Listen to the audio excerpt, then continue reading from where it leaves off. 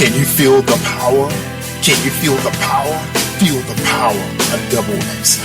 Positive Power 21.org Internet Radio. You are listening to Jerry Royce Live Worldwide Podcast. Hey, my name is Davis and I'm from Haiti, but I live in Dominican Republic. I'm here, Positive Power 21, Jerry Royce Live Worldwide. Hey, what's going on, family? What's up? Welcome to Late Night Radio with Jerry Royce Live Worldwide, aka the Batman of Charm City, right here with the beautiful Kimmie Kim coming out of St. Louis. What's up, family? Hang tight, everybody. We got a wonderful guest. This lady is worldwide, literally worldwide. Her name is Eugenia Foxworth. She's here to tell us how she made it. How she made it in real estate, which is huge right now. You know, we're telling you, flip houses, buy property, flip it, buy it, get it in, keep it in the family, you know. So we're going to talk to her. Well, Kimmie's going to talk to her, and she's going to tell you how she did it, and she knows all the ins and the outs about the real estate. How to get rich. That's right, how to get rich. And some of the other things she's doing out there. But real quick, y'all, quick announcement. Don't forget, one of our most important TV series that we've been producing out of the Positive Power Studios, and that is called Who I Am America. That's right. This week is featuring CEO and founder of CMG Music Group, record label out of Minneapolis. His name is Dwayne Culpepper, and it's a powerful story. You know, like a lot of us, you know, we grew up in the hood, but a lot of us grew under a roof with a lot of siblings and one parent, and still was able to survive, because America hasn't quite heard our story. They haven't heard all the stories, just the one they want to hear. But we're going to let these guys every weekly. These guys are telling their stories on Brick Arts Media, and you can catch them on DeKalb County in DeKalb, Georgia. And you can catch that on Friday night, 11 o'clock on the Earth Channel. But if you live in Georgia, you catch it on Channel 25 on DeKalb television station, as well as Brick Arts Media, which is streaming on HD. So if you live outside Brooklyn, you can catch it. Just go to my Facebook page, Jerry Royce Live. You find all of our flyers of all our programming that's going on, including our international podcasts. And shout out to all my African friends, brothers and sisters, part of the Poets of Africa. That's right, up there on WhatsApp. Those guys are always pinging Batman all the time, want to know how they can listen to the show. Well, they got the link now, and they listening to the show. So shout out to all my brothers and sisters out there. I think most of them in Nigeria, matter of fact, in Ghana. So we've been communicating with those guys pretty regularly, pretty much every day. They even call me. They call me a messenger. So anyway, shout out to those guys. We appreciate you. And some of their music videos have been out of sight, so you got to check that out on Brick Arts Media. Also on MVP with Sky, airing at, I believe, 9 p.m. Eastern 9 a.m. or 9 p.m. Eastern Standard Time on BronxNet and Brick TV and DeKalb. And you can catch it also on the People's Channel coming out of North Carolina. So you want to find out where you can find MVP with Sky. That's right, with all the top 10 independent gospel and Christian hip-hop music. Just Google her, and you'll get the schedule will come up on Google. All right, that's right. That's why we spend so much money with Google, y'all. You got to use it now. It's like the white pages today. All right, let's shout out real quick to Kimmie Kim. What's up, Kimmie Kim? How you doing? What's up with you? What's going on in your neck of the woods? You there, Kimmie Kim? All right, as soon as Kimmie Kim get her mic straight, we'll be able to talk to her. Ladies and gentlemen. All right, Kimmie Kim, are you talking? Because I don't hear you. All right, let me check my settings. All right, go again. No, that's not it. All right, you hear me now? Don't have a connection on Kimmie Kim. All right, maybe it's me. Maybe it's Batman not hooked up right. All right, I'll find out. Let me see if Miss Foxworth can hear me. Miss Foxworth, are you connected? Can you hear me? All right, Miss Foxworth, she's talking. It must be my settings must be off today. Let me check something. Hold tight, y'all. Oh, here we go. I know. I see it now. The one setting was off. All right, well, Miss Foxworth, hold tight. Let me talk to Kimmie Kim real quick. Kimmie Kim. What's going on in your neck of the woods? What's going on? How you doing, Jerry? I'm good. I am good. Sorry about the settings. I had to switch it over for our television tape. I forgot to change it back. So Oh, it's all good. yeah, You're doing so many different hats. yeah. Amazing. Kelly Holland's show is now airing on DeKalb County, and so we've been taping her show. We had Sharita Lovelace in studio. We had Paula G in studio. So we've been getting it in. I'm coming. That's right. Thank you for your patience. Right. I'll be there very shortly. Kimmie Kim is coming to Baltimore. Yeah, I'm coming. That's right. Come on to Baltimore. Yes, the studio is there. waiting. The studio is. My sister been telling me the same thing. I haven't seen her yet. Well, she did show up for the cookout yesterday, but she hasn't showed up for studio work. You had the cookout? You didn't invite me. Well, you haven't arrived yet. We're not letting you. Okay. Yeah, you've been vaccinated, so you can come on through. What was this? A little something, something? I have to get vaccinated. That's right. Yes, I must. Yeah, me too. Well, it was just a little something celebrating my oldest son's birthday. So we had he didn't get a chance to see the kids since they've been home from college because everybody just grinding right now. Traveling and working. Trying to get it in right now. Oh. But the months is nice. But I summer. saw the family picture. It's just so hard to believe that your youngest is in college and now your oldest is you. He is a split image of you. It's like, Thank that's you. Jerry. Yeah, that's right. The first one. And so, beautiful family. Thank you. Yeah, baby boy going into his second year, baby girl going into her senior year. And, of course, we got one college graduate. I think all my niece, she graduated from Morgan. My nephew graduated from University of Maryland, Baltimore County. And I got one other nephew in college. So, one other college. Yep. So he should be finishing up this year, too. Yep. So this is what you got to do. You walk the talk, man. You talk it. You got to walk it. Yeah. Yes. That's right. Getting good grades and all. So I am just so honored just to have another opportunity to, co-host with you. You're amazing. And I really thank you for this opportunity. Thank you, really Kimmie. do Thank love you. radio. Yeah, that's right. We love our radio. That's right. And yes. I appreciate you too. Relations Radio and everything. So you ready? You ready for your guests? You ready to talk to her? I am so amazed about Ms. Foxworth bio. I love real estate and I'm looking forward to having a great conversation with her. So absolutely. Yes. You guys got to stick to your radio. I had an opportunity to hear her interview on Power Lift with Pastor Red and Lady Crystal.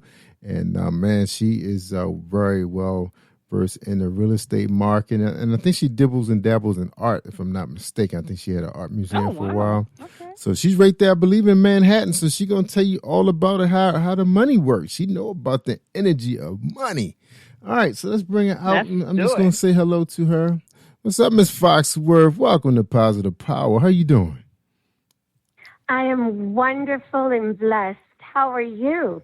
Awesome. Doing great. Feeling good today. Great day for Monday, right? Mondays can be. Oh, Mondays are great. That's right, because some of us play hard on the weekends. Monday's like a chance to heal. We play so hard. Amen. That's Amen. Right. All right. Well, look, I'm going to turn the mic over to Kimmie Kim. I'm just going to sit back and enjoy the ladies' radio. So you guys have a great, great show, and welcome again. Thanks for blessing us and sharing your your life with us. Amen. Thank you. Oh my goodness, Miss Eugenia Foxworth, I thank you so much for this opportunity to talk with you. I am just so amazed about your real estate background. I love real estate and your bio. And you still have this beautiful smile, this peaceful smile. I'm just so amazed about your accomplishments. So I thank you so much for this opportunity. Well, I thank you for inviting me. Oh, it's an honor. Trust me. I love women. I love seeing us going places that we should have been, but it's all good. And so before we begin this wonderful fellowshipping time, can you tell the listeners who is Miss Eugenia Foxworth? Well, I don't know where to begin. I'm a unique woman. I'm short and I have a tall attitude, and I'm truly blessed. And there's nothing that I haven't tried to do that I haven't been almost successful at, or I've been successful. but that means I've tried a lot of things, and with the blessings of God and the universe, I've moved forward to do things not just for myself, but for others. Where would you like me to begin? Oh, wow. I just love that. I mean, you said it all in a nugget. You are a servant of the Most High, and you love helping people, and you do it. You give it your all. If you don't give it your all, you won't do it. And when you do it, you are successful. Absolutely. I agree. And how is it knowing that you are a woman of color and a woman in a high leadership position? What is that feeling like for you? It really hasn't changed that much. Because our organization has been different. It's a good old boys club. And when I began, I knew it was a good old boys club, but I was raised by my dad. So that didn't mean a thing to me. What it's doing and what I'm feeling is a certain power that is getting me out to speak to people and let people know that being a woman of color, you use that to your advantage. There's no handicap. When someone says you can't do it, you can. And I am, and I have done it. I mean, my organization, I followed around not knowing who they were. I followed them so much. It was like a groupie. And when they got up, one of the former world presidents, because we're national and been around for 70 years, said, "Oh, you're not going to such and such." And I was saying, "Well, I wasn't invited." He said, "Well, all of the members are invited." Well, I was like a party crasher, even though I paid, but I went to things because I followed people, my position, and how do I feel? I want to use it, especially in real estate, to get education out there to our communities, to give scholarships to the young people. And being that I was elected by my colleagues into my position, but I was invited by the international organization. I mean, we're local, national, and global, but our headquarters is in Paris. And they invited me to be a trustee for the Scholarship Foundation.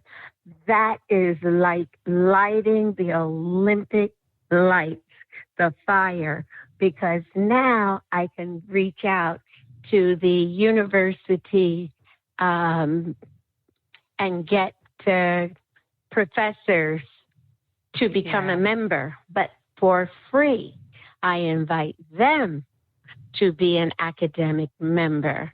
And if they accept, then it allows me to, well, it doesn't allow me because I'm there, but it enables me to get applications out to the students that want to be a part of any aspect of real estate, whether they want to be brokers, developers, architects, purveyors, surveyors, whatever it is that's involved in real estate, they have an opportunity.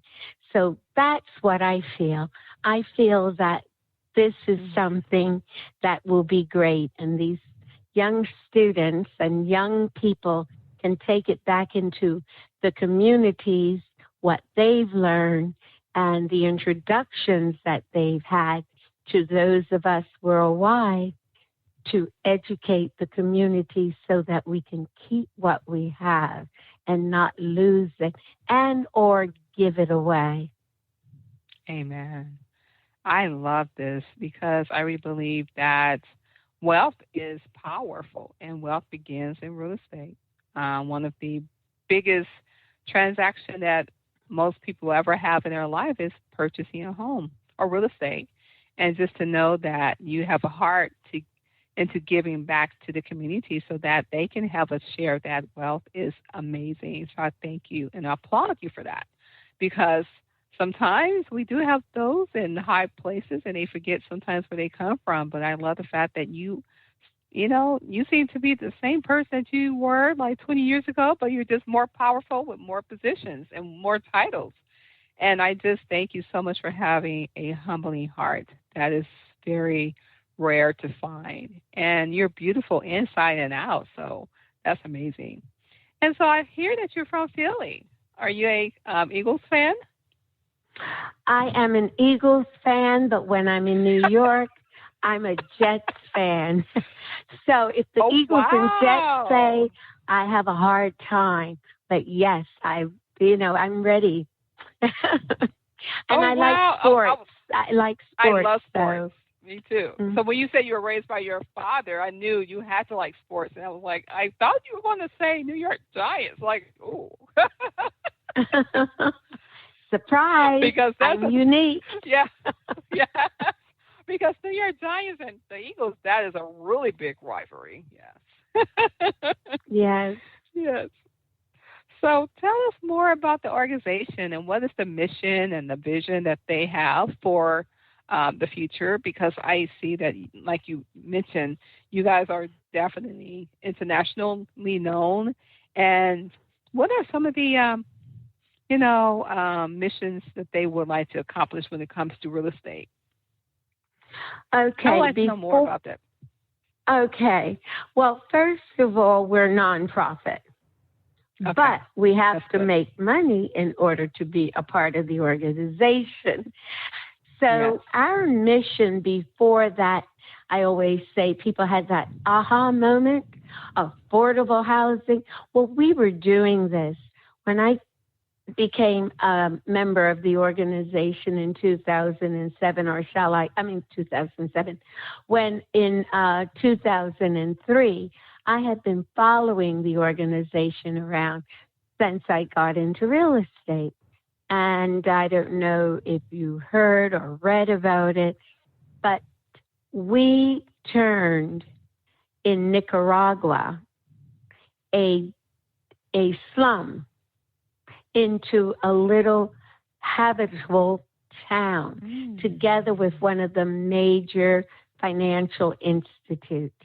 So we do things like that, affordable. We are working with developers, and that's a part of my mission as well, to try. And this is before that you get your rebates if you give 20% of the housing that you're building to someone, and then you have separate entrance. No, we weren't doing that.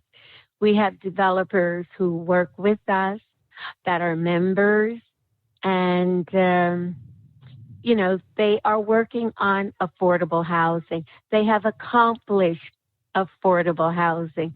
There are towns and places throughout that they actually copied. And I realized that when I finally knew who I was dealing with. In Harlem, they built a couple of buildings, and they bring the community in, and they have the gym that the community can use, even though these are buildings where people purchase their homes. Well, our organization in Taiwan and Singapore and various areas, they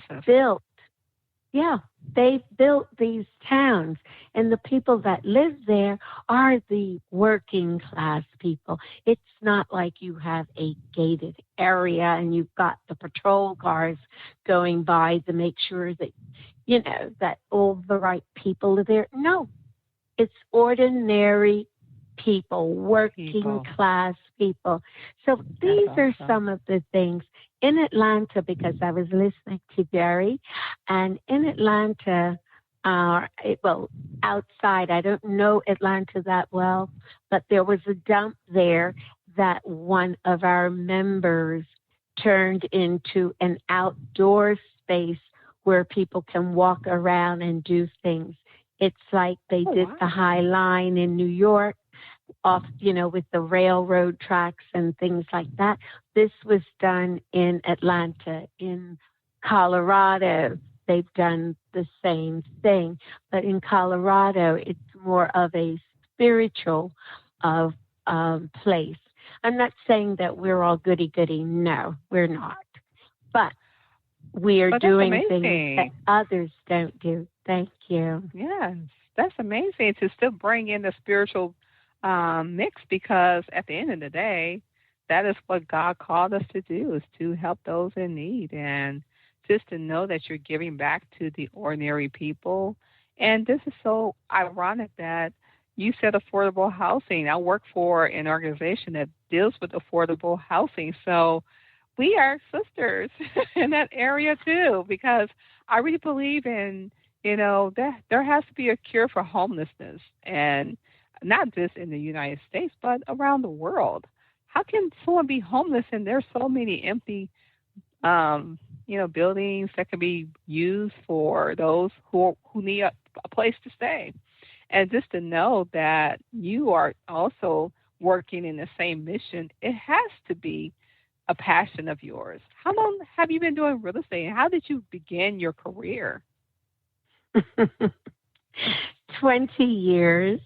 I began my career because I did not like real estate agents. I had a fine arts gallery. Really? Yes. That is so interesting. Please tell. Well, I had a fine arts gallery on 65th Street on the Upper East Side in Manhattan. And I had flooding. And, of course, no one knew, what is she doing there? But I had fine arts. And I needed to find an agent. I needed to find another space because I had some of the most well-known artists during this exhibition, Miro and Tanguy, and Max Ernst. And so wow. There I was. I had no place to go. And the agents, when I was looking to find another space, I told them I want to be between this section and that section. They took me to another section. I wanted to be on the ground level. They took me upstairs. Are you serious? That was horrible. No, I'm very serious. Well, when you are a woman of color or a man of color, as I say, we're all equal. We all bleed alike. But some of us forget that sometimes one forms opinions. So they evidently thought that I could not afford it. And they took me wherever they wanted to take me, but not where I wanted to go. That is how I got into real estate. I decided to get my own license. And, of course, they were doing construction on the West Side Highway. And I was late for the one class. I took an accelerated course at NYU. And when I finished the course, I went to get my state license. And they said, "Who's holding your license?" And I kept saying, "You are." Finally, by the third time, it was like everyone that was in line was yelling, "They want to know which real estate brokerage firm is holding your license." Well, I have thick skin, so I laugh at myself, because if you don't laugh at yourself, you're never going to be successful. And Come on. Come on. You're talking knowledge now. This is wisdom for everyone. I believe in that as well. Yes. Oh, yes. Thank you. So, anyway, this is how it all began. I missed that hour, and I had to find a real estate brokerage firm to hold my license. And I'll tell you, the ordeal was a little unnerving. And the one company that I went to said, "Are you sure you want to be in this?" And I said, "Yes, I do." They said, "Well, maybe you should go and look and see." So I came back like the dog with the tail between the legs. And I said, "I'm back here," because I felt good about the person that I was speaking to. And of course, that person had to feel good about me to tell me, are you sure this is where you should be? And that was the beginning of my becoming a real estate agent. And then I went to work for another company. After I left them, I went to work for another company because there was, I guess you would say, I had no idea why, but I believe in the law of cause and effect, and what we think that we want isn't necessarily what is written for us. Yes. So I wandered into this place. They had a party. Well, I like parties. They had waiters. I love that. And the people were all dressed up well. Some of my friends call me BB, which is Brown Barbie. So I'm my own little doll. So in I went, and I said, wow, I'd love to work for this company. And that was Coldwell Banker Hunt Kennedy. And Will Hunt. Okay, and Will Hunt was one of the people that actually was an amazing human being. And that was my beginning. So I went for an interview, and they asked me, Will said, well, I kept saying, I've got to go put money in the meter. And that's weird in New York. A real estate agent driving. The high-end agents had people driving them around with their clients. Me, I was driving my Honda and putting money in the meter. Oh, wow. Because you guys don't drive in New York. It's like a taxi city or a Uber now. The newer age, people gets Uber. Yeah. Well, I still drive, and I drive my clients around. They love it, and but if they're high end, which recently the high end clients have not been coming in because of COVID, because flying into the country, because I get a lot of my colleagues who refer people to me, worldwide. Yes. So I haven't been using the limos, but that's good. I'm driving my other people around, and hey, it works. The only thing is the limo's cheaper because I don't have to pay for parking. They just wait out front. That's true. That is so true. The parking is crazy in New York. Oh, I love New York, though. I love it. I do oh, my too. goodness. So, because of the pandemic, how do you predict the real estate market to be in the next 5 years? I think it's going to be through the roof because we've pivoted now. And I have more clients than I've had. Business is booming. And the unique thing, and I said to a friend of mine a couple of hours ago, my clients that I've sold to in the state are calling me to sell their properties, and others are referring.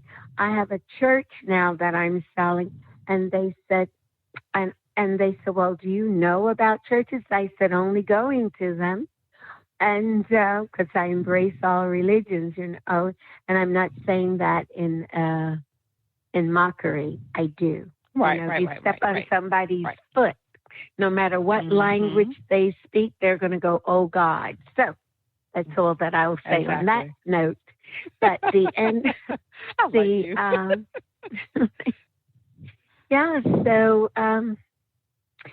so I told them, I don't know. I've never sold a church before.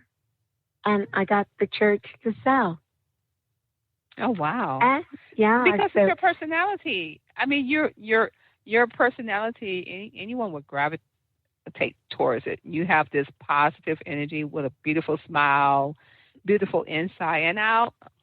How can you go wrong? And then you know your business. So that is not surprising to me that the church sold right away because you're amazing.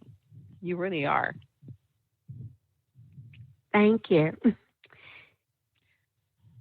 And just to know that you sold that church right away and helping someone, did that open the door for another area of real estate that you want to tap into? Commercial real estate is fun too. I never wanted to tap into anything. I'm just like that little lion. I just get out there and do whatever comes along. No, it doesn't matter to me. Life is an adventure, and if I'm going to do it, like I say to people, if you have a glitzy doghouse, I'll sell it, but it had better be glitzy. I like that. I like that. So you are walking in faith because you're just saying that whatever come towards my way, I'm just going to embrace it and give it my best. And that is how we're supposed to be looking at life because we don't know what tomorrow would hold. And you're just giving us so much wonderful wisdom and knowledge. I thank you so much for that. So you mentioned that you used to collect many arts. I bet who is one of your favorite artists and why? Actually, it's not whether it's a favorite, it's the stories behind the artist and what I see. Yes. I mean, I don't have a favorite. What I showed originally, as I mentioned, was I love Delacroix. I can't afford Delacroix.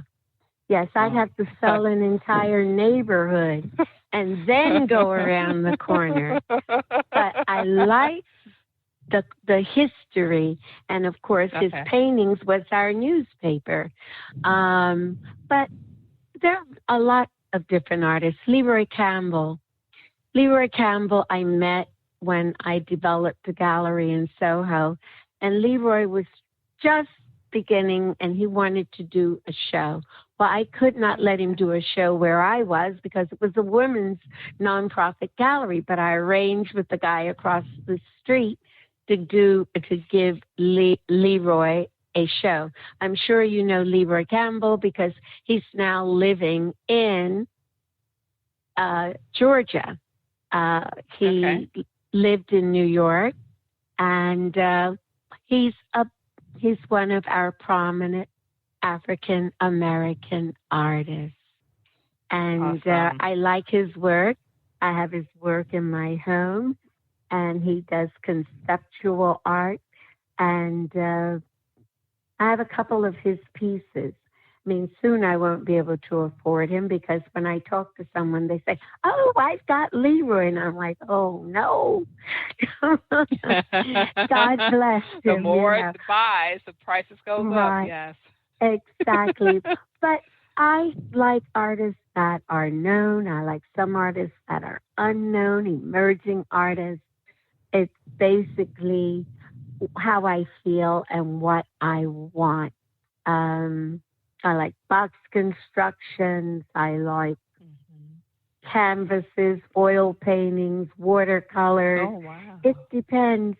Yeah, but I do know art, and I like Asian art. Asian, when I say Asian, Chinese art. And I have some Chinese art pieces. I have, I have a ceramic. The bronzes now are out of this world. Well, the ceramics are as well. But I was lucky, and I got in on the level before they skyrocketed through the roof. Not just the antiques, but the contemporary artists. So, art for me is a great thing. And there are a lot of Black Anne Tanksley. You may know her. She was one of my artists that I helped develop in New York. Wow. You're amazing. You named so many different artists. I heard a couple of them, but I have always loved the way how people express themselves in the arena of art. It's so many ways of you can be creative, and it may not make sense to someone, but it makes sense to you, and it's just beautiful. It's a beautiful way of expressing yourself. And I thank you so much for that question. Another thing, what is what do you do for fun? You know, when you're not working and you having so many different hats to fill, what are some of your favorite hobbies that you enjoy doing? Tennis, art Oh, museums, really? jazz, Yes. classical music. Okay. Give me a little hip hop. I'm probably you can call me a senior hip hop mama because at my age, I know, Thank you. I know the thing is, I'm sitting with people and they'll say, I can't understand that. I said, oh, that's so and so. And if it's someone that's very, very pretentious, they look at me as well, you know, and I say, oh, yeah, I can dance too, you know, but Oh, when I come to music. New York, I need to hook you up. I need to hang out with you then. I Well, love you hip should. hop. I love, yes. Oh, no, I love. mean, well, I do too. But like I say, I have no number. I'm unique. I have no number. I I like remember my friend's son graduated from college, and I was in the room with he and his friends because they were more fun than being in the room with my friends. Not that my friends aren't fun, but they weren't dancing. They were talking about, yes. oh, do you remember when so-and-so did this, that, and the other? I heard the music in the other room. I slipped right into the room. The thing is, don't limit yourself. Age, color, education. Like I tell the kids, you know, a lot of the inventions that we have never existed. Like the man that did the parking meter, which is now outdated or out of style or not anywhere. You don't see them anymore. But it was a black man. A black man invented the parking meter. You know, it's so what I'm saying is you can do what you want. You turn a hobby into a career. And ironically, as a kid, I liked traveling. And and I used to look at travel books and say, oh, I'm going to live there too. Or I liked houses and I liked to decorate the houses. I mean, I wasn't one to say, okay, I'm going to be Susie Homemaker. No, I can cook, but I don't want to clean. So I'll make dinner for you, but you better clean because I don't want to ruin my manicure, but I am a gourmet cook. I like you. I love houses. I love to travel. What are some of your favorite places that you have gone so far? I could tell that you've been to Paris. I bet that's so beautiful. What other places have you gone that you love? I think I've been many places. Before the pandemic, I was in Ghent, which is you know, it's really, I went to Bruges, and it's like and I love going there at Christmas because it looks like a Christmas card and the feelings of that. I like the islands, except, you know, I've been to most of the islands. I've been everywhere. Russia, Thailand, Taiwan, Shanghai, Beijing, and each place has a character, a certain character, and there's certain things that I like. But I have not. You should ask me where I have not gone. I have not been to India, even though I've had invitations. We have a chapter FIAPSI has 65. We're in 65 countries, and we have 65 chapters. The only reason I had difficulty with India because people kept telling me how they would leave a hotel and go around the corner, and they would see the people that were lepers or impoverished or whatever, and that was very difficult for me. So I think that's why I never went there. But my favorite places, oh my God, I don't know. I love Spain. I love Portugal, Mexico. I've been going to Mexico since I was 14. One of the advantages of coming from a broken home when your parents divorce and you're a baby, you can go everywhere. So that's so true. That is so true. Yeah. So Mexico, I love. I Okay. love Mexico. I guess because I started going when I was a child, and growing up in the UK until I was 12 years old, and then going to Philadelphia. So you have, it's like me. I like to sample everything: food, clothing, countries. Yeah, I'm trying to think. Oh, you are a prime example of not being in the box because you've been everywhere. You're right. I'm like, oh my goodness, you've been there. My daughter wants to study abroad, and I guess I have to let her enjoy her life. But she wants to go to South Korean after high school and go to college there. And I'm having problems with it. And she said, I would love it, Mom. I want to explore more things. You don't want to tell us to go out the box. You don't want me to go out of the country. So I decided if it's meant for her to go, I will let her go now. So you just gave me another confirmation that it's okay to enjoy the best things of life outside the United States because you don't want to be in a box. So that's awesome. Yeah. I really love this interview. I mean, you have shown me so much. Since you were 12, you've been in UK? Oh, my goodness. How do you go from UK to Philadelphia? What was that transition like? Do you remember? I learned how to kickbox. Oh, I can remember. The kids almost killed me. Are you serious? No, I spoke funny. I looked funny. I dressed funny. There was that. Yes, but then when I went home and this girl beat me, my poor dress was being held on about an inch, and my mother said, if you come home like this again, I'm going to send you back out there. And I looked at that girl, and to this day, I thought she was a giant. But my dad arranged for someone to teach me kickboxing.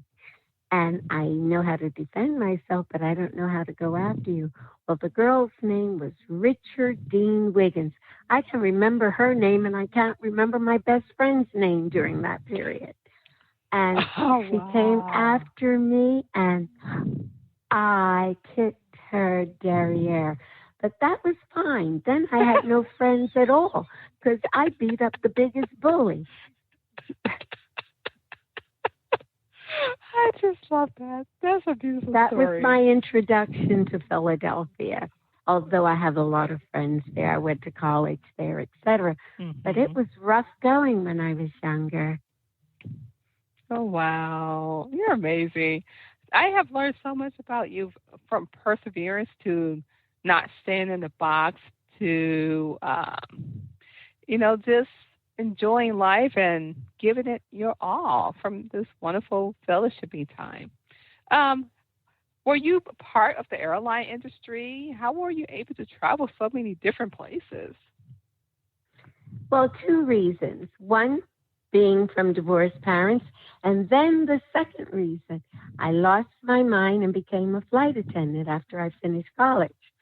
And that how was that experience? That experience was phenomenal. Phenomenal. I don't know about now because poor girls are getting beaten up and everything else. I know. I see that on TV. That's crazy. Yeah. That's crazy. Yeah. But in those days, we were like the Kardashians, but with less movement, I guess one would say. We were the it men and women, we were respected. We were there. You met people. You had first class and coach. And I met some amazing people. Some people, I like people. So it was great. And I'm still friends with some of my former flight attendant friends.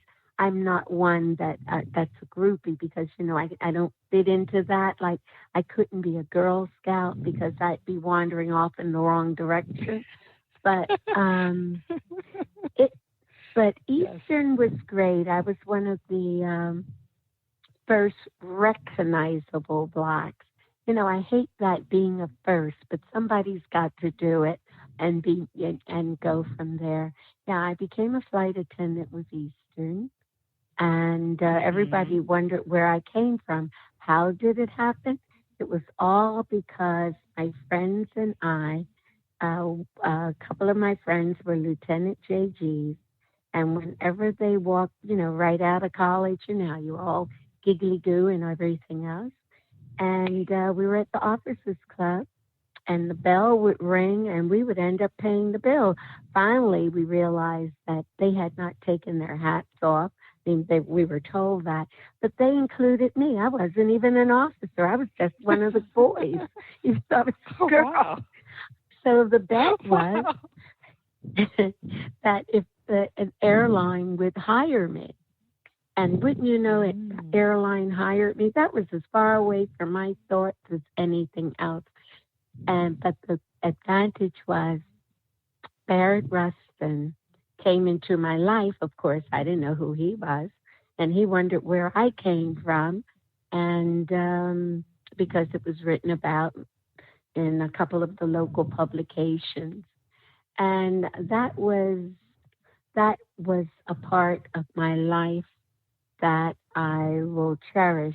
I mean, I later found out who he was, but not knowing who he was, I think, was the best because I wasn't in awe of him as the figure that he was. I was impressed by his following to see where I was and what I was doing, and I felt protected, and things that he told me and that he said was important. I lost him along the way, and then I found him when I opened my art gallery, because when I opened my gallery, I always did benefits. And I did a benefit for the National Council for Culture and Art, which was an organization that provided to artists, whether they were musicians or painters or actors, and they were honoring Alvin Ailey, and I did a benefit, and he was there, and that was one of the highlights of my life. Some of the smaller things is that I had a crush on Yul Brynner, and my dad's friend in Acapulco had a villa, which is not what it used to be. It was called the Villa Vera, and all the entertainers went, and I almost fell out of the window trying to see Yul Brynner. To this day, I have never met him. He was a very private person, so I never met him, but if I'd fallen out of the window, maybe I would have. But these were chapters in my life that, some are photographs or documented. And perhaps one day I'll write a book and put the pictures in there. But life wonderful. Is a canvas. Yes, and it made you who you are today, because now you are the president of a wonderful organization called the International Real Estate Federation for the United States. And wow, that is a big accomplishment. And you just said that you gave it your best. So when you do things with, as they say, with grace and with quality and with a great attitude, you can't help but to get a great outcome or excellent outcome. And I just love your energy, and I just love talking with you. And when I come to New York, I would definitely look you up. But I just want to know, what kind of legacy would you like to leave behind? That's not something that, I never think of a legacy. I live for today, and I do what I can do now. So for me, it's what I do now and how it benefits others. The nice thing is when somebody says to me, you know, Eugenia, if you had not done so and so, I would not have such and such. So for me, leaving a legacy, no. I think when people say I'm leaving a legacy, no offense, everybody does what they want. It's like you should live in the now. It's not your leaving. It's, you know, in other words, I don't give to get. I don't know how to explain that. But the bottom line. That. Okay. So for me, a legacy, I have a friend that says, oh, I want to leave this as my legacy. I'm trying to get through life in my hooker heels and not breaking a heel on these tracks in New York City. I like you. We have to go dancing. Okay. That before would we be go, great. And Jerry, this is really hard, but who is one of your favorite hip-hop artists, since you brought that up? Well, I like LL Cool J. And I wouldn't say he's hip-hop, but, you know, I used to like Kanye, don't anymore. Okay. But you know who I like? Even though... Oh, God. Well, I liked one person in particular, but he sort of is doing hip-hop. He went from country to doing hip-hop now. Do you know who I'm talking about? Little? Little? No, his name is Little. What is Little? He's a black young man that sings country western. Little. Is that the one? Oh, you talk about the one that he had that song with the country artist. I do like him. Yes, but but he just cut a hip hop. It just dropped about a week ago. Yeah, and it's a hip hop. Yeah, so I thought it was pretty cool, and some people did not like it, but he's talking about his history being gay, and he's actually, as the kids say, down with it. So I just like them all. Like I said, my life is like I like painters. It depends on what they do. Yeah, but no, I mean. Oh Lord, I love that. And I love the Korean. I like the Koreans too. Your daughter will have a great time in Korea. My daughter, she loved her L drummers, the P drummers, the C drummers.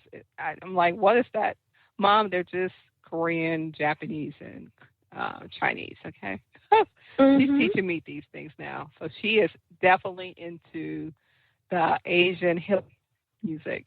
That is all she listens to. She doesn't listen to American music anymore. It's like, you still got to listen to our music. No, Mom, our music is boring. I love their music better. It's like, okay. But their music is our music.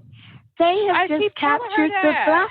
It's our music. It's like when I grew up, it's our music. Yeah. They copy. They're just making, but yes. But they're just cute. And they're thin and they're like cool and they're doing what we did. They just happen to be Korean. That's all. Exactly. And then the young ladies that have come out with the music, I don't think they're as good as the guys.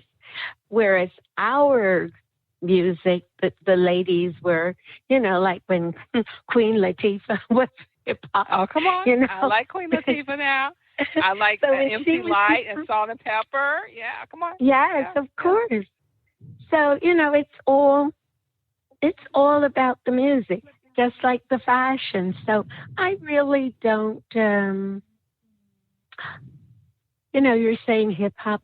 There are different groups that I like. Yeah. A lot of our hip hop guys have sort of become romantic in their singing, such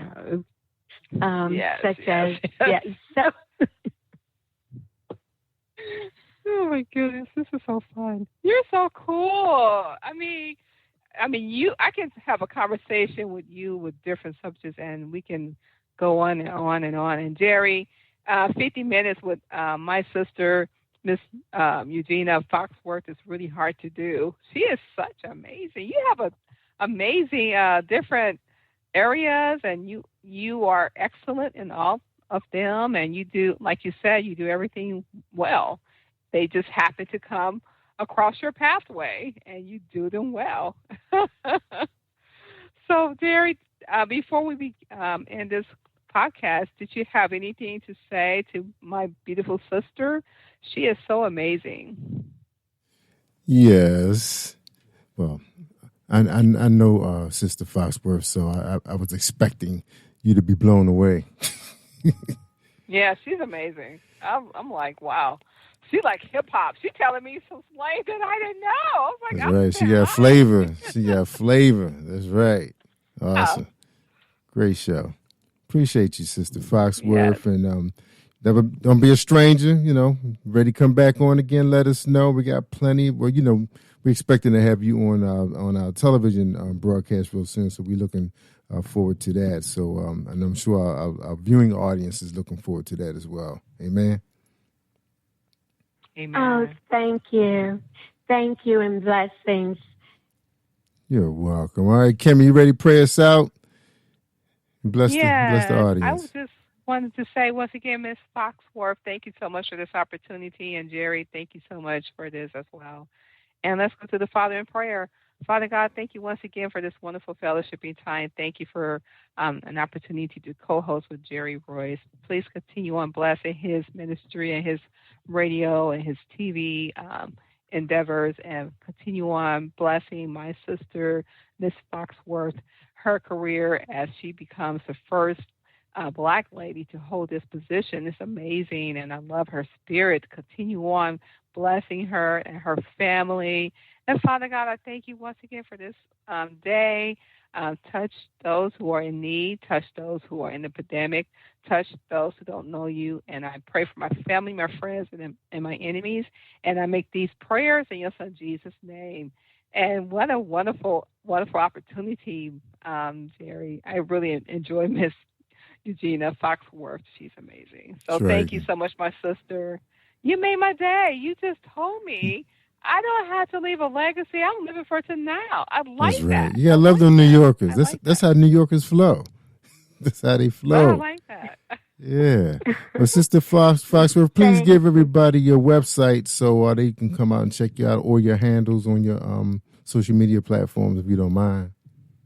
Okay, FoxworthRealtyOnline.com. #FoxworthRealty. All right. Awesome.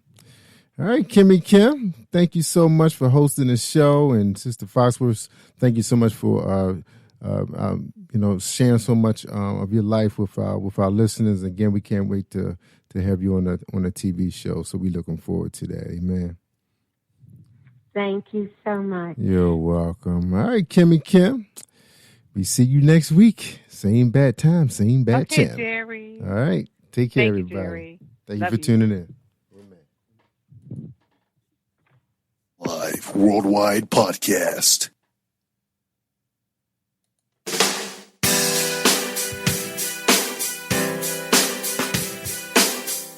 Can you feel the power?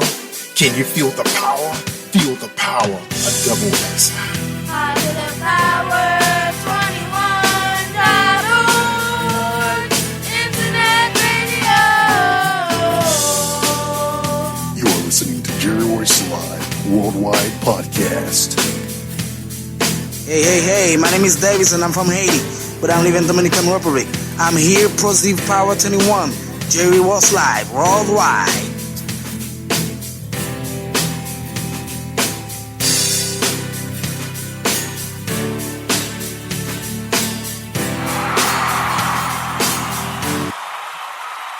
We are one in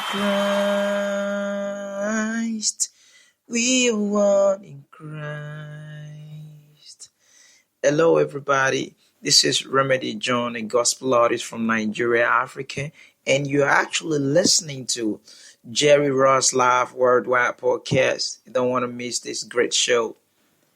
Hook up, hook up, hook up. God bless you. God bless you.